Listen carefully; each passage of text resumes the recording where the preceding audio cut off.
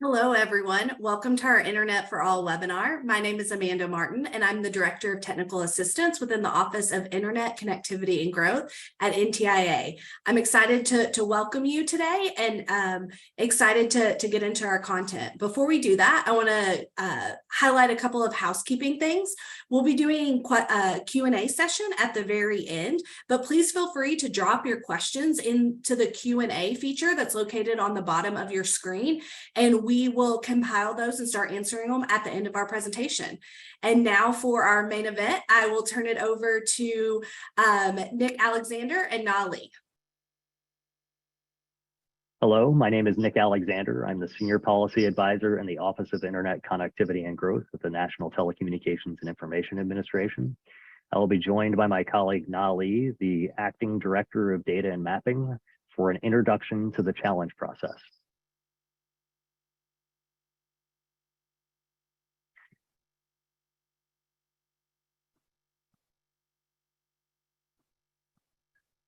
We will start with a brief introduction to the initial proposal. The BEAD program requires eligible entities to submit multiple plans and materials. Eligible entities are currently drafting their 5-year action plans, and the next step is to draft and submit the initial proposal.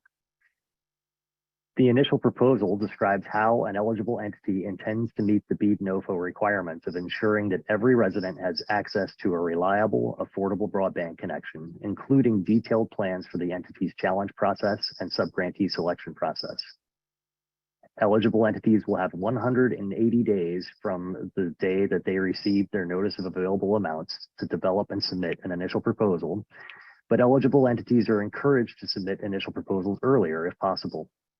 Eligible entities should start developing their initial proposals immediately upon receiving access to the initial proposal template. Eligible entities may also submit an initial proposal funding request. If such a request is filed, the Assistant Secretary will make available at least 20% of the eligible entity's funding upon approval of the initial proposal. The BEAD Notice of Funding Opportunity outlines 20 requirements to be included in the initial proposal. Today's webinar will be focused on requirements 3, 5, 6, and 7, which are captured in Volume 1 of the initial proposal.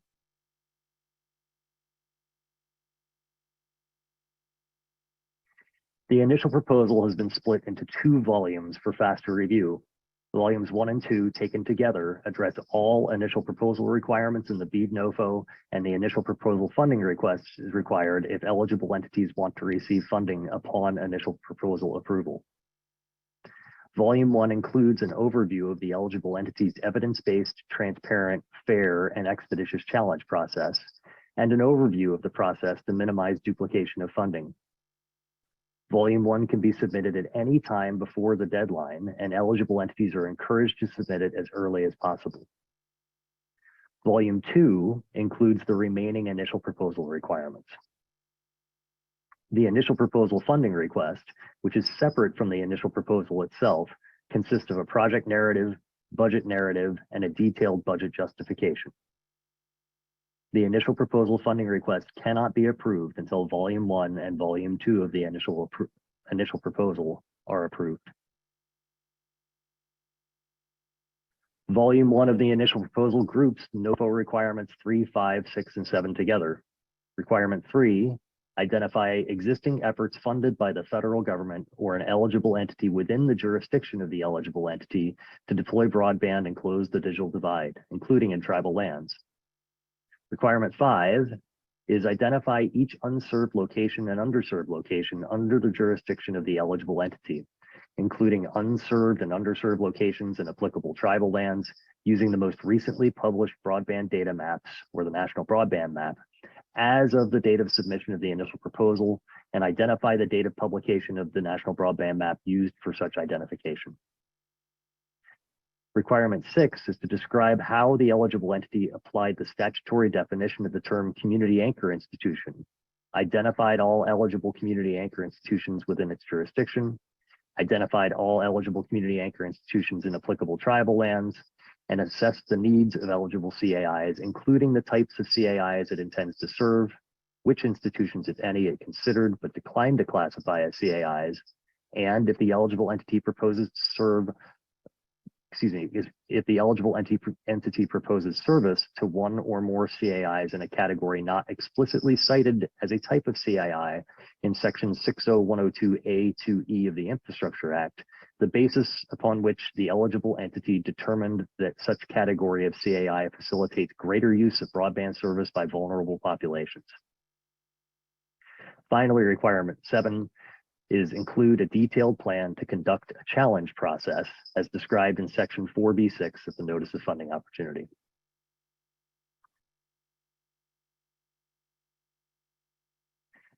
Let's discuss the timing of the initial proposal. To put the initial proposal in context, eligible entities have submitted their LOIs and initial plans, and initial planning funds have been issued. Eligible entities currently are developing 5-year action plans and preparing for the initial proposal submission. A sample timeline is outlined on this slide. Actual dates will vary for each eligible entity. With respect to the challenge process, there are 11 steps that eligible entities in NTIA will perform. First, the eligible entity will develop Initial Proposal Volume 1. Second, the eligible entity will submit Initial Proposal Volume 1. Note that submitting Volume 1 prior to Volume 2 is optional. Third, the eligible entity will submit a full initial proposal, meaning both Volume 1 and Volume 2. Fourth, NTIA will review and approve or disapprove Initial Proposal Volume 1. Once a full initial proposal has been submitted and Volume 1 has been approved, eligible entities run the approved modifications and deduplication of funding process specified in their Volume 1.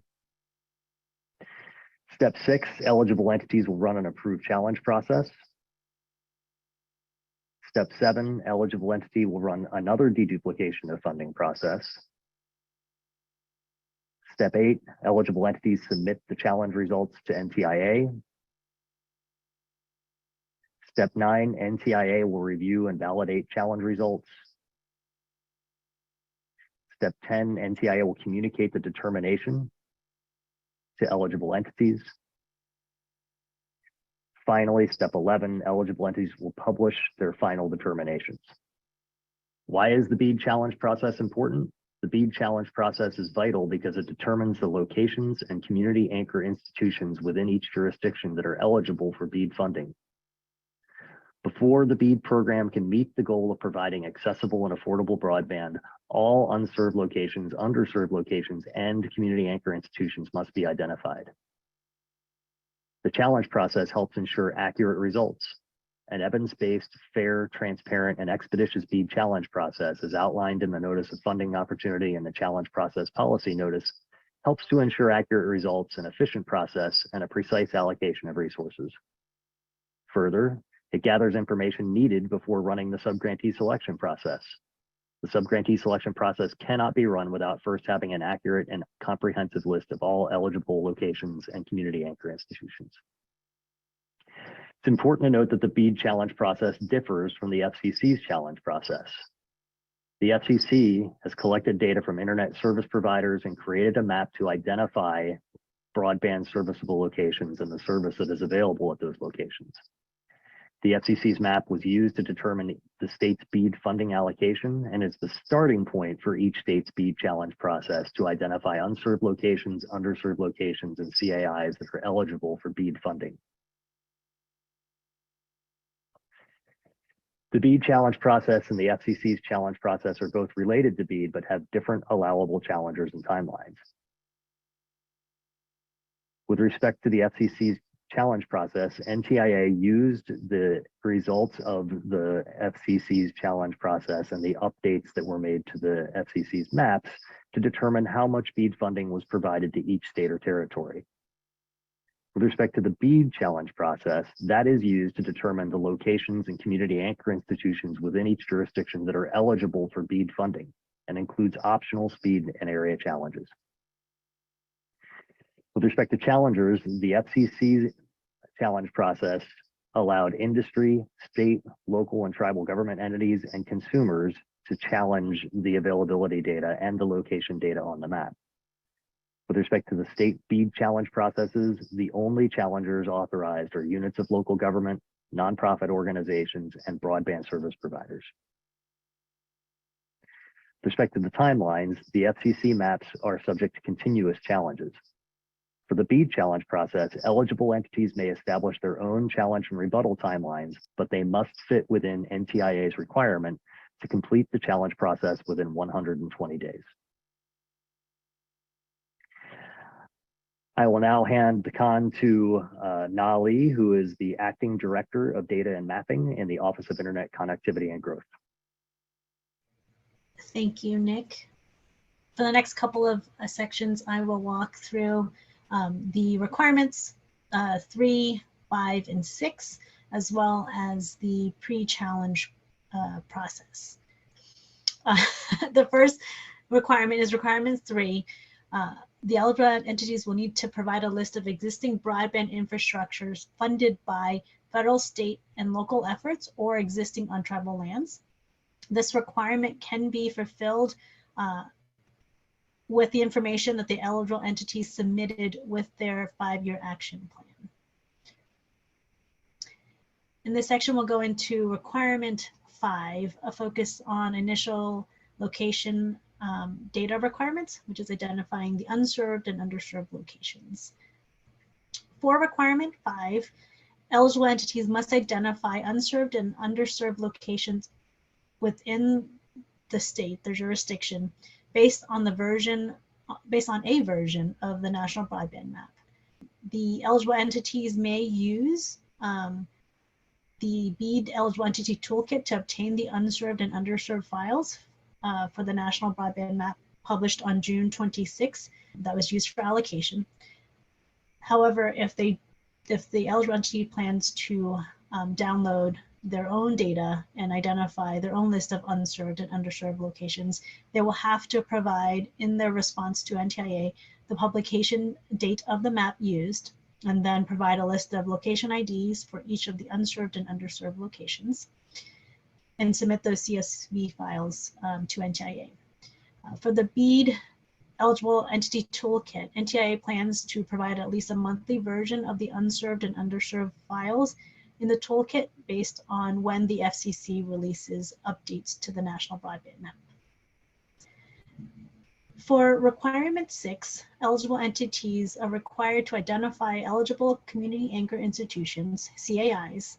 A CAI can be a school, library, health clinic, or other medical providers and public safety entities, institution of higher education, public housing organizations, or a community support organization that facilitates greater use of broadband service by vulnerable populations. If the eligible entity plans to propose additional CAIs, they will have to explain why it was determined that the institution or type of institution should be treated as such. For the explanation of what a CAI is, the eligible entities must describe how they applied the statutory definition of CAIs, which means that it's a community anchor institution that lacks access to gigabit level broadband service. They have to describe how they identified all the eligible CAIs. They have to explain how they assess the needs, what type of CAIs they intend to serve, and also provide where the CAI is located on the National Broadband Map based on the location ID, and or provide a lat and long for the address. There is a template available for the eligible entities to complete when they are submitting their CAIs list. This next section will go into how an eligible entity can modify its pre-challenge process locations list. For this part of the challenge process, the pre-challenge process, the entities must complete 2 components. One is deduplication of funds, where the eligible entity must remove locations that are subject to an enforceable build-out commitment to provide qualifying broadband service. To remove locations that have an enforceable build-out commitment, The eligible entities may use the forthcoming BEAD eligible entity planning toolkit, or they can use their own alternative tools. The eligible entity toolkit will be pulling from the FCC broadband funding map, or also known as Section 60105 map, to pull down federal funded locations. And the toolkit will depend on the eligible entities to provide information on their respective projects that they have funded for broadband infrastructure. The eligible entities may also request a waiver to exclude locations from the deduplication process. NTIA will review the waiver request on a case-by-case basis and make a determination. The second component of the pre-challenge process modification is the data modification, where the entity can propose modifications to a list of eligible locations in order to reflect data not present in the broadband data map or the national broadband map from the FCC. The changes that are eligible include: there should be sufficient justification that modification better reflects the location eligible for BEAD funding. The following modifications are not allowed. You're not allowed to add or remove broadband serviceable locations from the map, and you may not change a definition of unserved and underserved from those set forth in the ISA Act. Examples of the pre-challenge from a data modification perspective is: one, the technology type qualifies as underserved. An example of this is eligible entities may treat locations considered served by DSL as unserved to facilitate the phasing out of legacy copper facilities and ensure the delivery of future-proof broadband service. An eligible entity may propose to treat an underserved location that the national broadband map shows to be served if rigorous speed test methodologies demonstrate that the served location actually receives service that is materially below 100 downstream and 20 upstream. Eligible entities are required to provide sufficient justifications for the modification to ensure that it reflects the locations for BEAD funding within the eligible entity's jurisdiction. At this point, I will send it back to Nick to conclude the remaining part of the webinar. Eligible entities must outline a challenge process that is transparent, evidence-based, and expeditious. The challenge process must include the following 4 phases. First, publication of eligible locations. The eligible entity publishes the set of locations eligible for BEAD funding, which includes the full universe of locations potentially eligible for BEAD funding, minus those removed in the modifications to location classifications process. This set of locations also includes locations considered served. Second, the challenge phase. The eligible entity defines the level of evidence needed for a challenge. A permissible challenger submits a challenge to the eligible entity's online portal, known as the challenge portal, and the location becomes challenged. These challenges must be visible to the relevant internet service providers. Third is the rebuttal phase. A rebuttal of a challenge makes the location or locations disputed. A challenge that is not rebutted within the rebuttal period is sustained. Likewise, a provider may agree with the challenge, making the challenge sustained. The fourth phase is the final determination. The eligible entity will either sustain the disputed location or reject the dispute. As we discussed previously, the challenge process requires evidence. It must be fair, it must be transparent, and it must have appropriate timing. Evidence may be provided from a wide range of data sources and must be documented and verified. A fair final challenge process provides sufficient opportunity and time to initiate, rebut, and substantiate challenges, and to ensure that standards of review are applied uniformly to all challenges submitted. Transparency requires that each eligible entity publicly post documentation explaining the challenge process if approved by NTIA and before the beginning of the process. Publicly post all submitted challenges and rebuttals before final determinations are made. host a public-facing website on which all required documentation is posted, ensure the protection of personally identifiable information, or PII, and proprietary information as applicable, and actively inform units of local government, relevant nonprofit organizations, and internet service providers as to the challenge process and its deadlines.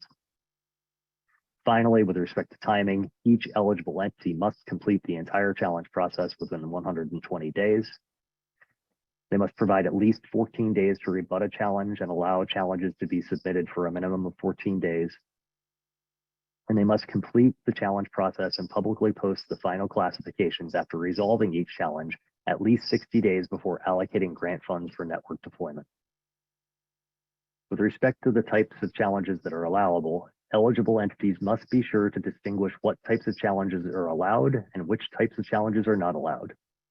Allowable challenges include location funding eligibility determinations, identification of community anchor institutions, CAI eligibility determinations, whether there are enforceable broadband commitments in an area, and whether there is planned service in an area. Challenges that are not allowed include altering a broadband serviceable location building type classification, or adding or removing broadband serviceable locations from the data set. Greater detail is provided in the challenge process policy guidance available at internetforall.gov.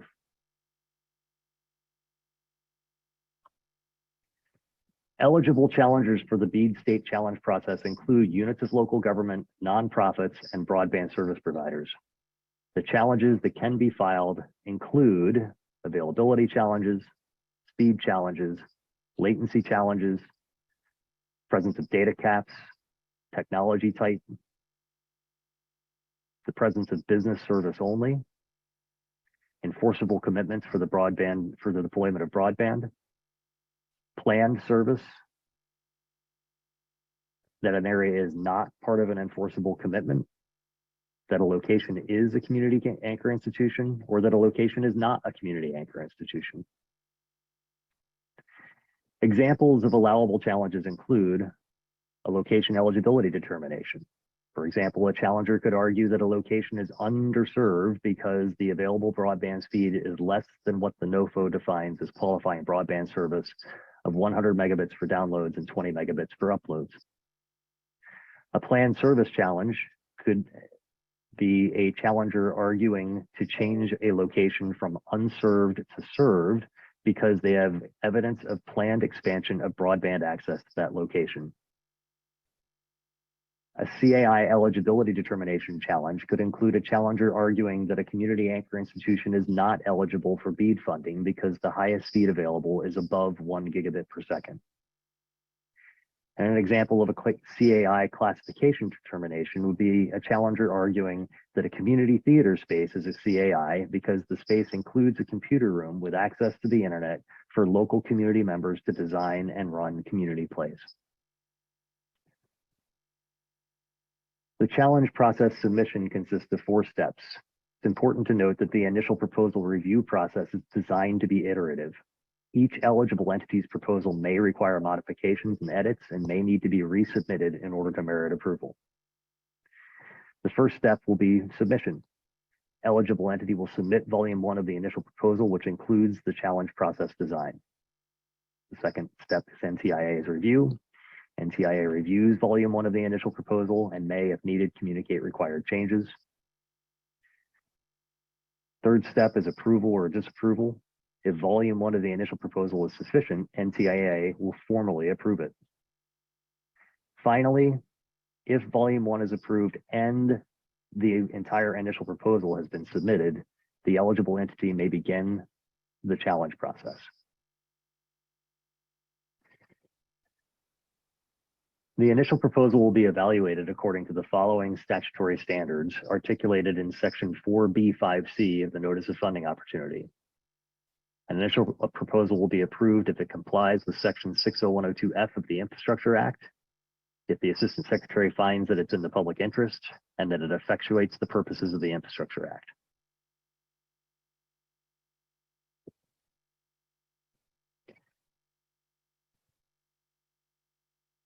We'll now discuss the roles of various stakeholders in the challenge process. NTIA and the states and territories will work together to design a BEAD challenge process, but only the states and territories will run the challenge process. NTIA will approve and/or send required modifications to states and territories about their BEAD challenge process design, but will not run the state or territory's BEAD challenge process. NTIA will also validate the results of the BEAD challenge process. States and territories will design and get approval of their BEAD challenge process. They will run the BEAD challenge process.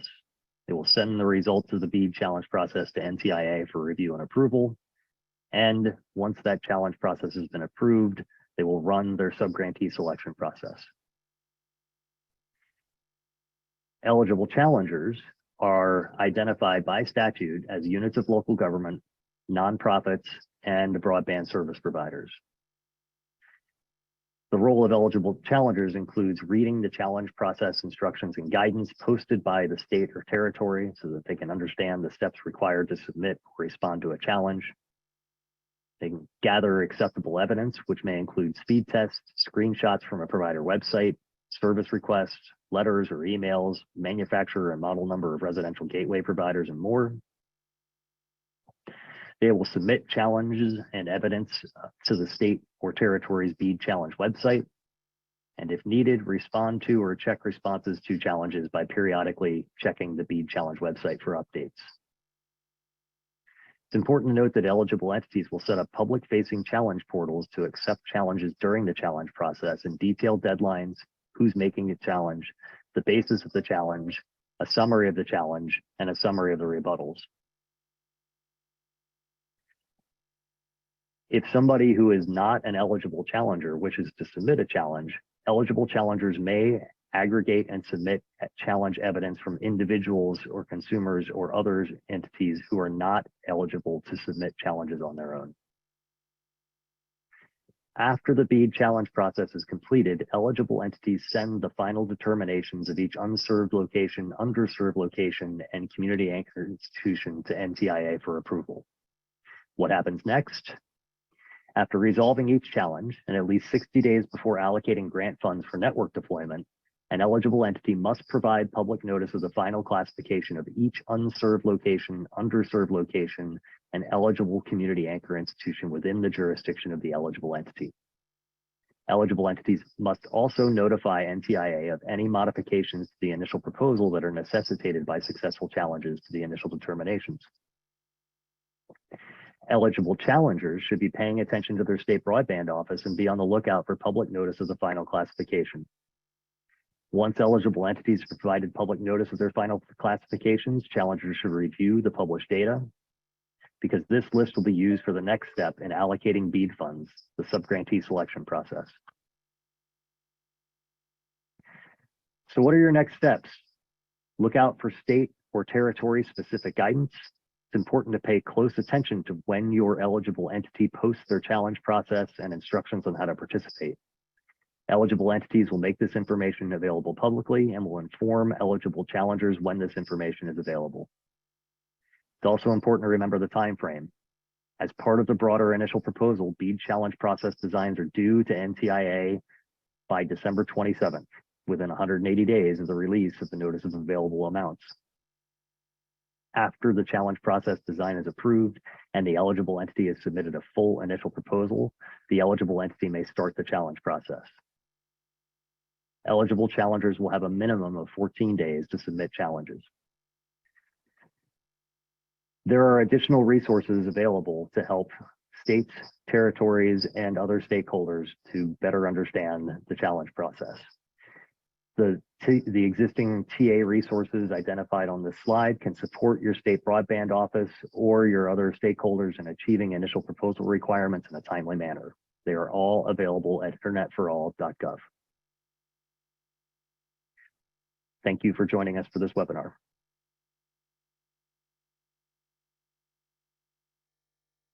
Thank you all so much for joining us. Now that we kind of concluded our content presentation, we're going to do some Q&A. Before we get started with the Q&A, in case you joined us late, we'll still be taking Q&A questions. You can drop them in the Q&A feature at the bottom of your screen, and we'll try to get through as many of these as we can. With our almost 700 people on the webinar, I apologize in advance if we don't get to your question, but we'll try to handle as many as we can. One other quick thing is this webinar is being recorded and it will be posted on the website, including the slides. So if you had trouble, I know we had some people that had difficulty viewing the slides, the slide deck will be posted as well. So please feel free to come back and watch this webinar as many times as you want when we get it posted online. And we'll get started with our Q&A. So for our first question, we have Nick and on here to answer our questions. And for our first question, are tribal governments eligible challengers for the BEAD challenge process? Yes. All right, and a related question. Can you talk a little bit about the term eligible entity versus eligible challenger and who is who and what all of those mean? Sure. So thanks to all of you who've joined today. I'm sorry that you have to listen to Noah and I talk for an hour, but the term eligible entity is defined in the statute and in the notice of funding opportunity. Eligible entities are the 50 states, the territories, and the District of Columbia. Each eligible entity is designated an administrative agent for the purposes of the BEAD program. That's generally the state broadband office, and those are the entities that are going to be responsible for running the challenge process that we're discussing today. Those are separate and distinct from the entities that can file challenges. Challenges can be filed, as we discussed in the webinar, by nonprofits, units of local government, and internet service providers. And tribal governments. And tribal governments, yes. Thank you. All right, for our next question, where can I find the most recent FCC data? You can find the most recent FCC data at the FCC's National Broadband Map, and we will drop a link into the chat. Awesome. Are there any requirements for how an eligible entity decides to designate an area challenge for certain census blocks? And while you're answering that, can you just remind us what an area challenge is? Because that was a lot of content. So the area challenge is one type of challenge that a state may choose to build into its challenge process. It's important to remember here that each state will build its own challenge process, and although those challenge processes must be built within the guidance that is set forth in the notice of funding opportunity and in the policy guidance that we issued, the state does have quite a bit of leeway in terms of the nature and types of challenges that it is going to accept and adjudicate. An area challenge would be a challenge that would allow a challenger to challenge the status of all of the locations in a particular area based on characteristics of fewer than all of the locations in that area. So it allows you to challenge a full geography based on a limited information about a smaller number of locations. A sample area challenge is set forth in the BEAD model challenge process, which is available on our website and can give you some insight into one way that an area challenge could be structured by a state for its challenge process. Thanks, Nick. Okay, for the next question, and I think this one will probably go to Na.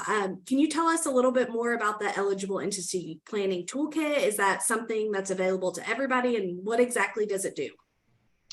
The eligible entity planning toolkit is available to just those eligible entities that Nick had described earlier. It requires a login to get into. The purpose of the tool is to help the eligible entities plan for both their initial proposal as well as identifying and meeting the requirements in the initial proposal.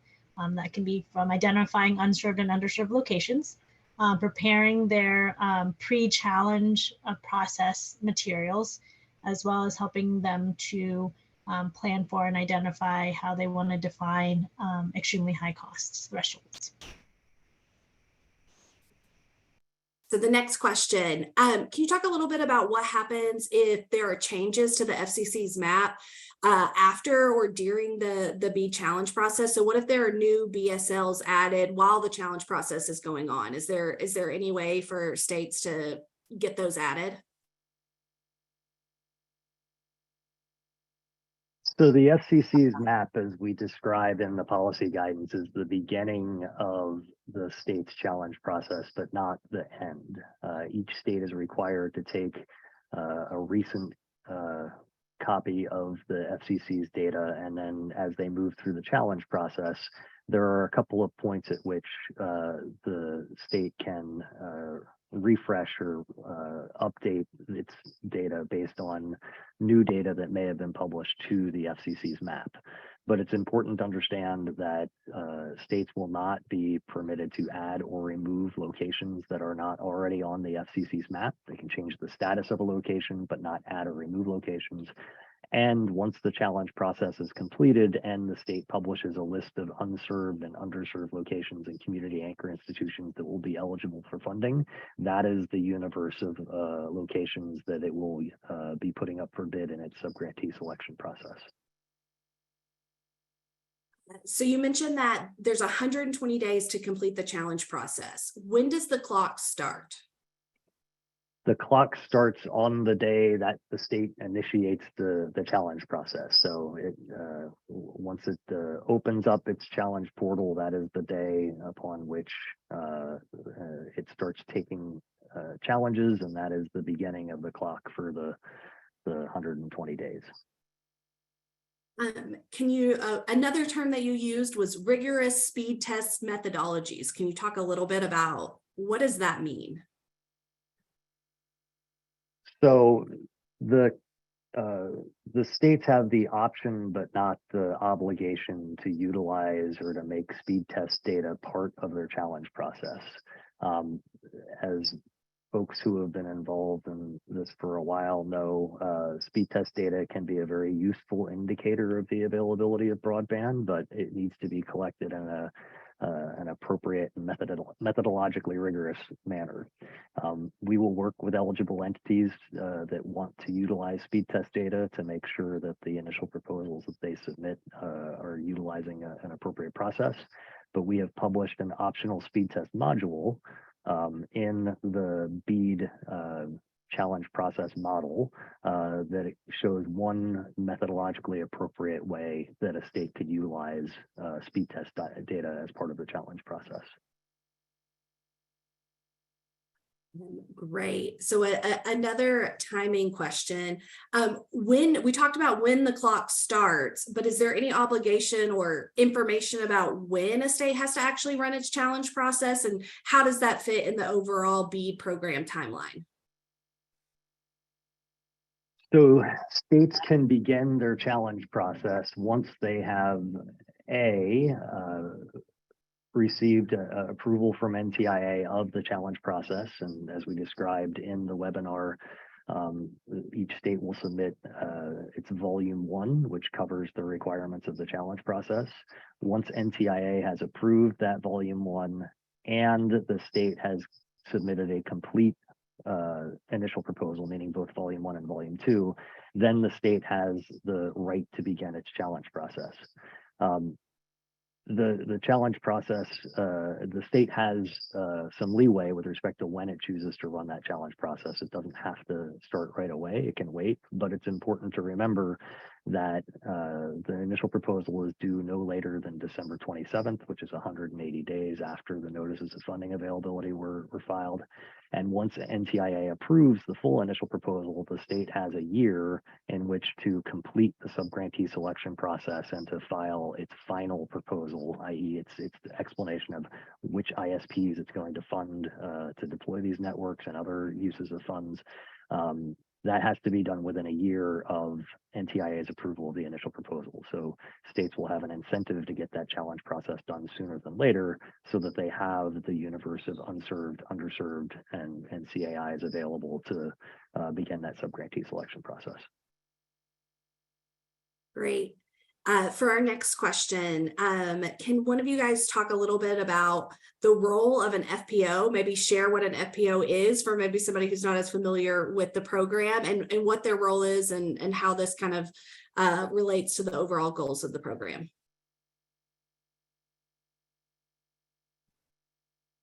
Sure. Go ahead, Nah. I was just going to say an FPO is a federal program officer. We have one in every state to serve as a liaison to the state broadband office to help provide guidance as appropriate to complete the requirements identified for the BEAD program. Awesome. The next question, will there be an opportunity for local governments or anyone else for that matter to comment on a state's volume 1 proposal before it's submitted? Yes, the notice of funding opportunity describes some pretty robust local coordination requirements that the states are required to engage in, and it also specifies that the initial proposal must be made available for public comment prior to its submission to NTIA. The next question, how will the state's challenge process be assessed by NTIA? And is there a chance that states will be told to just go back to the drawing board because it doesn't match NTIA standards? In reviewing the initial proposal, the Assistant Secretary, and this is by statute, shall determine whether the use of funds proposed in the initial proposal first complies with Section 60102F of the Infrastructure Act, second is in the public interest, and third that it effectuates the purposes of the Infrastructure Act. If the initial proposal is incomplete, or the Assistant Secretary determines that the use of funds proposed in the initial proposal does not meet the standards set forth in Section 4B5C of the NOFO, the Assistant Secretary shall notify the eligible entity of deficiencies in the proposal, provide the eligible entity with an opportunity to resubmit, and establish a deadline for the resubmission. Great, thank you so much. So yes, it does have to comply with NTIA's requirements, and states will be notified if there's a deficiency. What about after they actually conduct the challenge process? Will NTIA do anything as it relates to validating data or looking at the results about, you know, how the challenge process was run and what decisions were made as a part of that?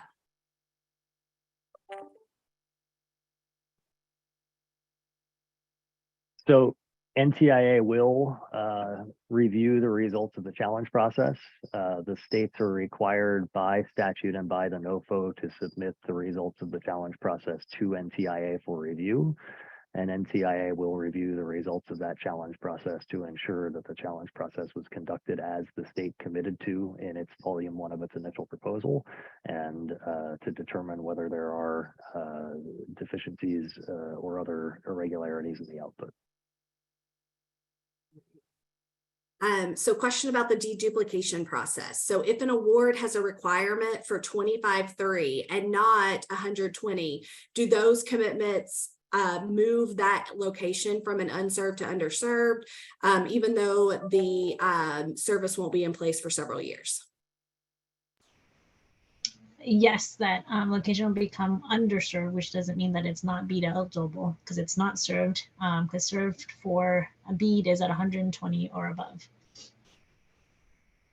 And for the purposes of the deduplication process that's described in the policy guidance, it's important to remember that a binding commitment that removes a location from eligibility for funding is one that, as Na just described, is for reliable broadband service that's delivered at 100 down, 20 up, latency of less than 100 milliseconds. So if there is a program that is going to result in the deployment of service that is only possible at 25.3, then that program is not a binding commitment that would remove the location from eligibility for BEAD funding. So another question. So there's no way for individuals to participate in this process, is that correct? The eligible or the entities that are by statute allowed to participate or file challenges are nonprofits, units of local government, and internet service providers.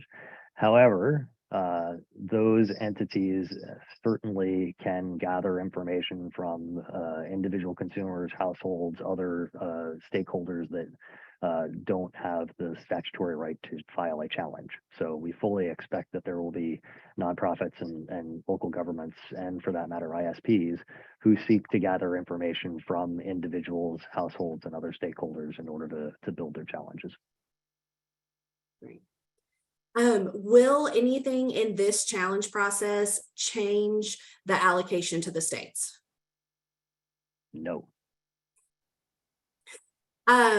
We talked a little bit about volume 1 being having to be put out for public comment. Does volume 2 also have to be put out for public comment? Yes. The entire initial proposal has to be put out for public comment prior to submission to NTIA. Another question, my state has run a challenge process before. Can we just use that same process for this? Nah, do you want to field this one? I can try. I will say the answer is yes or no, right? So yes, if it meets the requirements of NTIA for a challenge process, and no, if it does not meet it. So you would have to adjust it appropriately to meet the requirements outlined in the initial proposal guidance. I think it's important for every eligible entity to review the policy guidance that was linked at the top of this chat. That policy guidance does provide a set of very specific guardrails and requirements that the challenge process for the BEAD program must meet. And it would be a little bit surprising to me if an off-the-shelf challenge process that a state was already using fit squarely within the requirements of our program. I do expect that there are states who have run previous challenge processes that will be able to repurpose components of what they've done previously in connection with the BEAD program. Great. Our next question, in terms of timeline, when is the soonest that an eligible entity could launch their NOFOs or essentially begin their subgrantee selection process? So what has to happen before that? So when you get a chance to download the slides, the slide that shows the Gantt chart with the timeline does a good job of articulating the specific requirements. But in order to be able to begin the subgrantee selection process, each state is going to have to first obtain NTIA's approval of its initial proposal, which includes a description of the challenge process and the subgrantee selection process that the state intends to run. And then they have to run the challenge process in order to get the full list of unserved locations, underserved locations, and community anchor institutions that it's going to put out for bid. So an approved initial proposal and a completed challenge process are the primary prerequisites for the initiation of the subgrantee selection process. Great. So another question is, I'm an eligible challenger and I want to use speed test. Is that allowed? So it will depend on how the state has structured its challenge process. To the extent that a state wishes to utilize speed test data as part of its challenge process, then it can propose to do so to NTIA as part of its initial proposal. As we discussed a few minutes ago, we will ensure that the state is going to use a rigorous and well-supported methodology, and we've provided an example of such a methodology as an optional module of the BEAD model challenge process. So I think this question is for Na. We got a couple of questions asking about logins for the eligible entity toolkit and what to do if they don't have access. Can you review again who has access or who can get access, and if they're one of those entities, what they need to do if they haven't gotten access? So the toolkit's available to the eligible entities, so the 56 states and territories in the BEAD program. If your state has access, they would have signed a joint partnership agreement with NTIA, and your state broadband office should be the point of contact to confirm that it's been signed. If it has been signed, you can send an email to us at ifaanalytics@ntia.gov, and we can make sure that you get a username and password to access the tool. Awesome. Still seeing several questions about timing, and Nick, you've thrown a lot of numbers at us. So can we review one more time the timing? So what's the minimum amount of time that has to be available for challenges and rebuttals?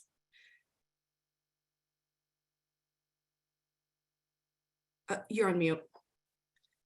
Of course I am. Sorry.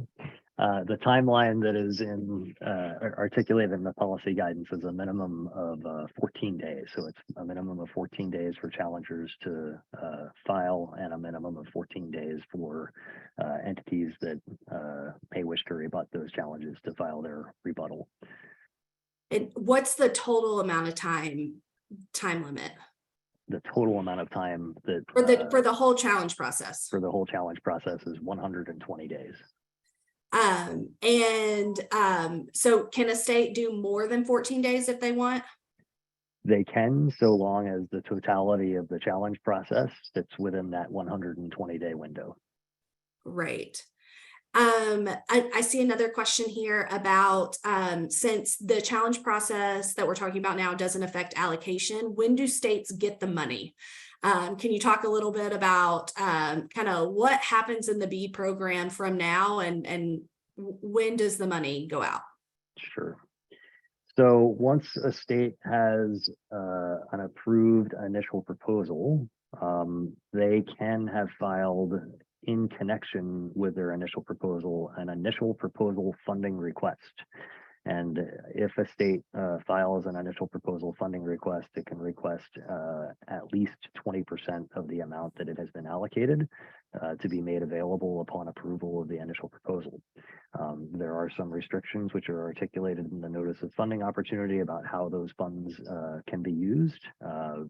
But that is the first time that a state can get access to funds above and beyond the initial planning funds that all of them drew when they signed up to participate in the program. Upon NTIA's approval of the final proposal, which is filed by the state, the final proposal being the culmination of this exercise and the explanation to NTIA of how the subgrantee selection process was run and who the winners were. Once NTIA approves that final proposal, then the remaining funds will be made available to the state, and they can start to draw them down as they conduct the authorized activities set forth in their final proposal. Great. Question, for a nonprofit to participate in a challenge process, do they have to be located in that state or just to be a nonprofit? The statute doesn't specify that the nonprofit must be founded or located in the state. So the nonprofit should be a nonprofit, a national nonprofit, for example, or one that has a nationwide footprint would be eligible to participate.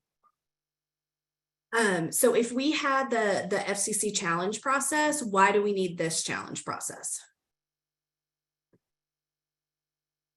Now you want this one? I can do this one. The reason why we have this process over, in addition to the FCC challenge process, the FCC's challenge process is focused on, there's two parts to it, right? There's the challenging of an actual broadband serviceable location, whether it exists or not. And then there's also the availability challenge, where you can challenge if an ISP reports that there's availability at your location, but there is actually not availability at your location. The purpose of the BEAD challenge process is to use the FCC's map as a baseline, allow the states the opportunity to make adjustments appropriate for their respective states to run the BEAD program. So it'll allow you to adjust, for example, if we talked about earlier, DSL, if the state deems that DSL is needs to be future-proofed and decides to make those underserved locations, then that's an opportunity for the states to make those adjustments that better reflect kind of the service and availability within the respective entities' jurisdictions. Anything else you want to add there, Nick? You're on mute. You're mute. I didn't have anything to add, so it didn't make a big difference. No, I think that was a great summary. Thank you. Are there any states that are currently completing the challenge process? No state has initiated its challenge process. We have had a couple of states file the volume 1 of their initial proposal.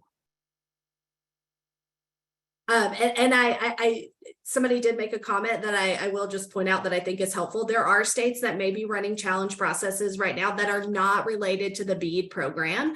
Some states that are currently doing capital project funds or maybe state funds or other things. There could be other things that are also called the challenge process. I know it makes it super easy when we call multiple things the same term, but there could be things going on in your state, but no state has begun their BEAD challenge process. And before any state can begin a BEAD challenge process, they have to have approval from NTIA of that process. Another timeline question, can you remind everybody when they have to have their initial proposal submitted? The initial proposal must be submitted no later than December 27th, 2023, 180 days after we release the notices of available funding to the states. Awesome. One more question. Can you explain again about, is it correct to say that after a state picks their version of the FCC map, there is no ability to add BSLs after that point in time? Is that correct? The initial or the snapshot of the map data that the state starts with is the starting point. There are, as you look at the policy guidance, there are 2 points in the challenge process at which the state can update their data based on changes to the FCC's map. If a state has a map if they pull their data before the FCC does a major update to its map of the fabric and new locations are added in that major update, then the state will have the opportunity to reflect those changes to the map during their challenge process. But as a general rule, given the 6-month cycle that the FCC updates the national broadband map on, at least with respect to their fabric, most states are going to be using the same map data at the beginning and the end of their process, and changes and updates will potentially reflect availability changes, but not changes in the universe of locations. Great. One more question. Would a local government make an FCC challenge or a BEAD challenge? It depends on what they're trying to challenge. Local governments are eligible to participate in both processes. If a local government has observed what it believes to be inaccuracies on the FCC's map, then the local government should absolutely file an availability challenge or a fabric challenge with the FCC.